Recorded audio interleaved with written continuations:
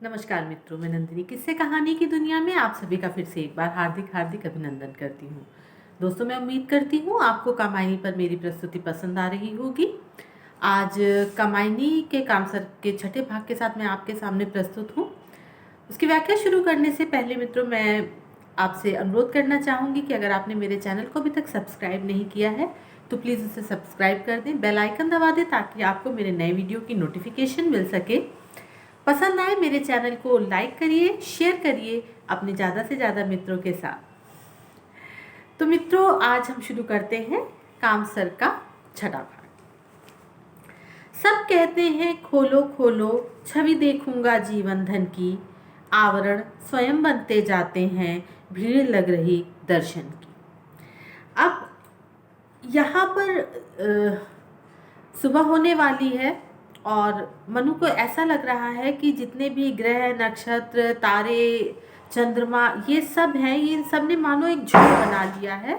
ये सारे के सारे एक जगह एकत्रित हो गए हैं और चारों ओर कोलाहल मचा हुआ है कि हे नीलाकाश, तुमने अपने पीछे जो जीवन धन छुपा रखा है, जो सर्वस्व या जो पराशक्ति है या जो ईश्वर है, तुमने इस अपने आकाश के आवरण के पीछे जो उसको छुपा रखा है उसको आवरणहीन करो। और सब कह रहे हैं खोलो खोलो, देखूंगा छवि जीवन धन की। वो कह रहे हैं कि मैं जीवन धन की छवि देखना चाहता हूँ, तो आप इस आवरण को अब यहाँ से हटा दीजिए। लेकिन उस आवरण को हटाने के लिए, उस चेष्टा में ही उन सब ने वहाँ पर एक खुद ही मानो एक भीड़ सी एकत्रित कर रखी है और इसकी वजह से वो स्वयं एक दूसरे के सामने आवरण का काम कर रहे हैं, दूसरे को वो दृश्य देखने में बाधा सी उत्पन्न कर रहे हैं। चांदनी सदश खुल जाए कहीं, अवगुंठन आज संवरता सा, जिसमें अनंत किल्लोल भरा, लहरों से मस्त विचरता सा। अब नीले आकाश में ये चांदी का ये जो पर्दा या जो ये घूंघट है, अवगुंठन मतलब होता है घूंघट। अब यहाँ पर है कि ये जो रूप छुपा हुआ है, ये जो अवगुंठन, ये जो घूंघट पड़ा हुआ है नी चांदनी के रूप में, यहाँ पर अगर पवन के झोंके से वो हिल तो रहा है, लहरा तो रहा है, लेकिन यदि ये हट जाए तो पीछे जो एक आनंदमयी दृश्य होगा, जो असीम आनंद होगा, उसके भी हमें दर्शन हो जाए। घींघट वो ये जिसमें अनंत किल्लोल भरा, लहरों के में मस्त विचरता सा, मतलब कि ये घूंघट जो है ये पवन के झोंकों के साथ आनंद और मस्ती के साथ हिल तो रहा है, परंतु उस असीम रूप को हमारे सामने नहीं आने दे रहा है।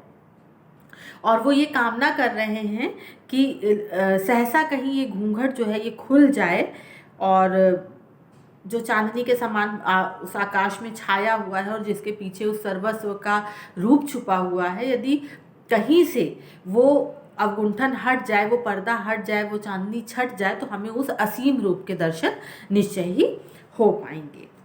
अपना फेनिलफन पटक रहा, मड़ियों का जाल लुटाता सा, उनिंद्र दिखाई देता है, उन्मत्त हुआ कुछ गाता सा।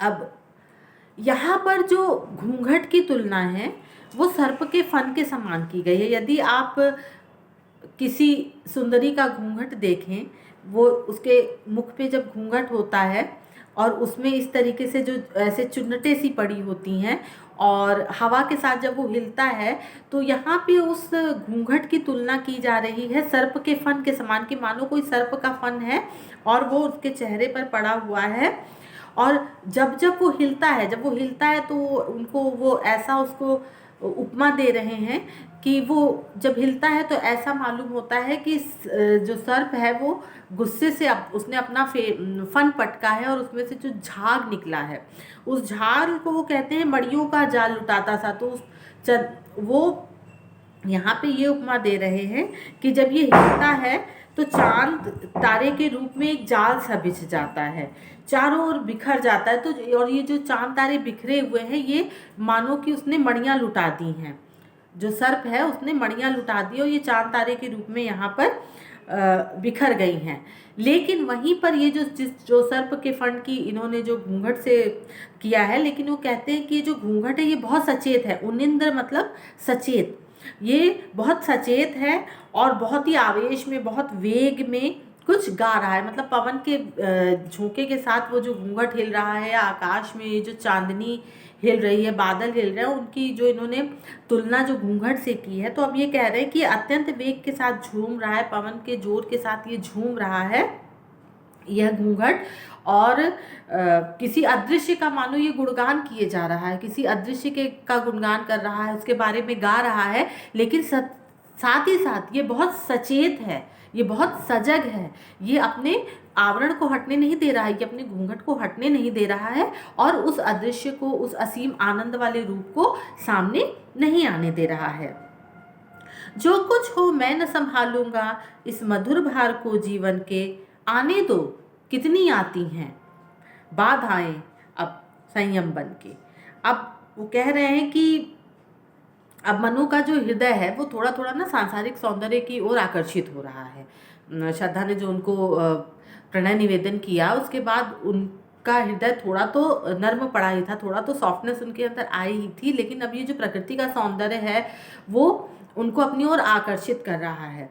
और अब उनके अंदर ये एक दृढ़ निश्चय जन्म ले रहा है कि कुछ भी हो जाए मैं न संभालूंगा इस मधुर भार के जीवन को। वो कह रहे हैं कि ये जो प्रेम का मधुर भाव मेरे अंदर उत्पन्न हो रहा है, अब इसको मैं किसी भी प्रकार रोकना नहीं चाहूँगा, मैं किसी भी प्रकार से इसको संभालना नहीं चाहूँगा, मैं इससे विमुख किसी भी अवस्था में अब नहीं होऊंगा। आने दो कितनी आती हैं बाधाएं एकदम संयम बन के।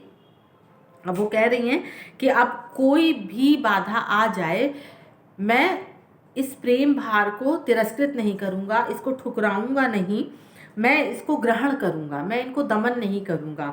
और ये जो बाधाएं आती हैं, ये बाधाएं से इनका तात्पर्य यहाँ पर है कि ये जो इन्होंने साधु बनने का निश्चय कर लिया था, ये संयमी हो गए थे, ये सांसारिक सुख त्याग के, संसार सुख का त्याग करके आगे बढ़ रहे थे। और अब यहाँ पे जब उनके अंदर प्रेम भाव उत्पन्न हो रहा है तो निश्चय ही ये उनको उस संयम के मार्ग से खींच करके इनको सांसारिक सुख के मार्ग पर ला रहा है।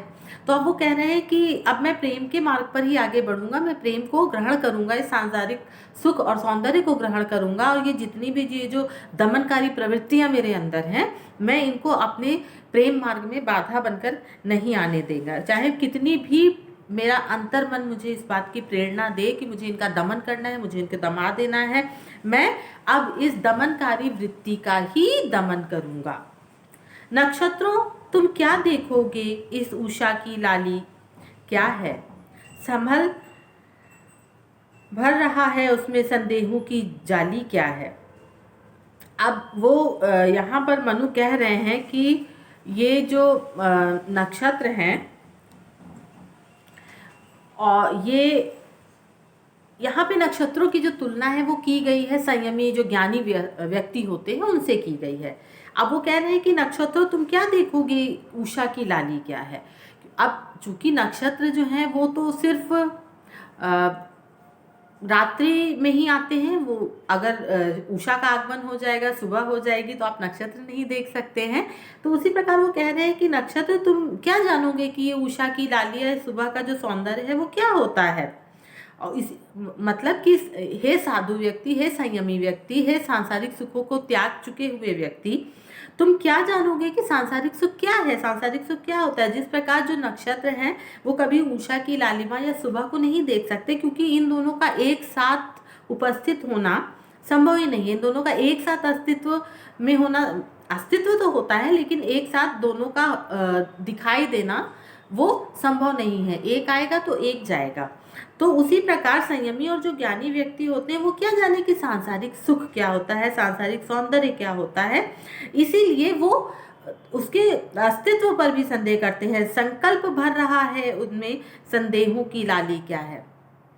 अब वो कहते हैं कि जिस प्रकार संयमी और जो ज्ञानी व्यक्ति होते हैं उनको नहीं पता कि सांसारिक सौंदर्य क्या है, वो कहते हैं कि ये मिथ्या है, ये भ्रम जाल है, इसका कोई मोल नहीं है। इनसे परे जो एक जीवन है, यदि हमें ईश्वर को पाना है तो हमें इन सब को छोड़कर इन सब से परे वहां पर जाना होगा। लेकिन अब मनु के मन में यहाँ ये विचार आ रहा है कि जब तुमने इसका उपभोग ही नहीं किया, तुमने इसका सौंदर्य जाना ही नहीं, तुमने इसका सौंदर्य देखा ही नहीं, तो तुम संदेह क्यों कर रहे हो। यदि तुम इसकी वास्तविकता जान सकते तब तुम संदेह करते तो समझ में आता, लेकिन तुम तो नक्षत्र के समान हो, तुम तो अंधकार में ही तुम्हारा अस्तित्व है, उजाले में तुम्हारा अस्तित्व नहीं है, इसलिए तुम व्यर्थ ही संदेह करते हो कि यदि उषा की लाली आ गई तो इस सौंदर्य का कोई महत्व नहीं रह जाएगा।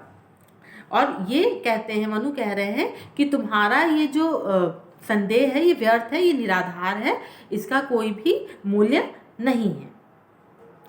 कौशल यह कोमल कितना है, सुषमा दुर्भेद्य बनेगी क्या, चेतना इंद्रियों की मेरी मेरी ही हार बनेगी क्या। अब यहाँ पर मनु जो हैं वो थोड़ा सा भ्रमित हो रहे हैं। एक तरफ तो वो सांसारिक सौंदर्य की ओर आकर्षित हो रहे हैं और अपने मन को वो प्रबल भी कर रहे हैं कि नहीं, मुझे ये सुख को पाना है, प्रेम का उपभोग करना है, सब कुछ करना है, लेकिन दूसरी ओर उनके मन में एक भ्रम भी उत्पन्न हो रहा है कि ये संयम का जो मार्ग जो उनसे छूट रहा है, जो वो संयम के मार्ग को छोड़ करके सांसारिक सुख के मार्ग पर जा रहे हैं, कहीं उनके पतन का कारण तो नहीं बन जाएगा। वो कहते हैं कि मुझे जो है मेरे पद से भ्रमित करने के लिए सृष्टि ने बहुत ही चतुरता के साथ के भ्रम जाल बुना है, ये रूप जाल बुन दिया है। मैं इसके सौंदर्य में खोता तो जा रहा हूँ, पर इसके सौंदर्य के रहस्य को जान नहीं पा रहा हूँ, बल्कि मैं सम्मोहित होता जा रहा हूँ। मैं इसको जितना जानने की कोशिश कर रहा हूँ, मैं सम्मोहित होता जा रहा हूँ। वही कह रहे हैं कि कौशल या कोमल कितना है, मतलब कि कितनी चतुराई से प्रकृति मेरे संग ये खेल खेल रही है, और उसमें इस चातुर्य में भी कितनी कोमलता है। और कहते हैं कि सुषमा दुर्भेद्य बनेगी क्या, मतलब कि जो सौंदर्य है ये प्रकृति का, इसका रहस्य जो है वो दुर्भेद्य है। कभी मैं इसका भेद जान भी पाऊंगा या नहीं जान पाऊंगा, इस रहस्य के बारे में मैं कभी जान भी पाऊंगा या नहीं जान पाऊंगा। चेतना इंद्रियों की मेरी ही हार बनेगी क्या। अब वो कहते हैं कि ये जो मेरी चेतनता जागृत हो रही है, इससे पहले क्या था कि मनु नैराश्य में थे, निराश भाव से जी रहे थे, तो उनको प्रकृति के सौंदर्य में कोई रस नहीं था। अब उनके अंदर वो रस उत्पन्न हो रहा है। तो अब वो कह रहे हैं कि ये जो प्रकृति के प्रति जो मेरी चेतना है वो जागृत हो गई है, मैं प्रकृति के सौंदर्य के प्रति सम्मोहित हो रहा हूँ, जान रहा हूँ, लेकिन क्या यही चेतना मेरी हार का कारण बनेगी। चेतना इंद्रियों की ही मेरी ही हार बनेगी क्या, क्या यह मेरे पतन का कारण बनेगी। अब यहाँ पे ये एक सामान्य मनोवृत्ति होती है। यदि आप अपने आप को भी कभी देखें, हम सभी जब कभी कोई कार्य करने के लिए उत्प्रेरित होते हैं, कुछ काम करने जाते हैं, तो मन के दो भाव होते हैं। एक भाव कहता है कि हाँ तुम ये करो, ये सही है। दूसरा भाव कहता है कि नहीं, तुम्हें ये नहीं करना चाहिए। एक कहता है ये मिथ्या है, ये झूठ है, एक कहता है कि नहीं यही सही है। तो सदैव मन के दो रूप होते हैं, और मनु भी इसी वक्त मन के इन दोनों रूपों में फंसे हुए हैं। एक कहता है कि ये सब मिथ्या है, जाल है, भ्रम है, तुम्हें इनसे बचना चाहिए, नहीं तो तुम पतन के मार्ग पर चले जाओगे। दूसरा कहता है कि ये प्रभु की रचना है, ये प्रकृति का सौंदर्य है, इनका उपभोग करो, ये इसी कार्य के लिए बने हैं, और यदि तुम ऐसा नहीं करते हो तो जिसने इस संसार की रचना की है, जो इसका रचयिता है, तुम उसका अपमान करोगे, तो तुम्हें उसका उपभोग करना चाहिए। अब मनु को यहाँ पर अपना पतन दिखाई दे रहा है। उनको लग रहा है कि यदि उन्होंने इस मन की बात मानी या उस मन की बात मानी, उनका पतन होगा ही होगा। तो वो कह रहे हैं कि चेतना इंद्रियों की मेरी ही हार बनेगी क्या, क्योंकि अब उनके मन में ये भ्रम उत्पन्न हो रहा है कि उन्होंने तो ज्ञान और संयम का मार्ग अपनाया था, वो इस संसार को ठुकरा रहे थे, संसार के भाग नहीं होना चाहते थे, और अब उसमें आ रहे हैं। तो कह रहे हैं अब उनके मन में ये डर उत्पन्न हो रहा है कि क्या सांसारिक मोह माया के प्रति मेरा जो लगाव वापस उत्पन्न हो रहा है वो मेरे पतन का कारण तो नहीं बन जाएगा। तो मित्रों, ये था कामसर का छठा भाग। उम्मीद करती हूँ आपको मेरी प्रस्तुति पसंद आई होगी। पसंद आए मेरे चैनल को लाइक करें, शेयर करें। अगले भाग के साथ मैं बहुत ही जल्दी आपके सामने प्रस्तुत होंगी। तब तक के लिए नमस्कार।